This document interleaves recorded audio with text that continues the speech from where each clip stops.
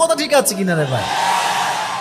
বাপ যদি বলে তোর বিয়ের দেড়মোহর আমি দিব, খরচটা আমি 1 বছর অন্তত চালাবো, এটা আমি আসিফের বিশ্বাস।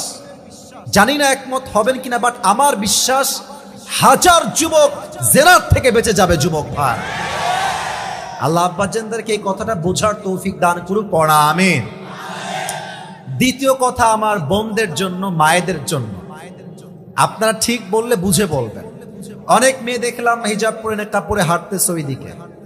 আমার কথা একটা আদবের সাথে বলতে চাই, প্রিয় বোন আমার, প্রিয় মা আমার, এই কে আসে ওখানে? কথা বলছি না এখানে, একদম চুপ থাকো প্রিয় ভাই, কলিজার ভাই চুপ থাকো, কথা বলছি। বোনদেরকে বলছি, প্রিয় বোন আমার, বোরকা পড়লেই দিনদার হওয়া যায় না। পর্দা গার্ডের নাম শুনছেন না? মুক্ত মঞ্চের নাম শুনছেন না? টিবাদ নাম শুনেছেন না?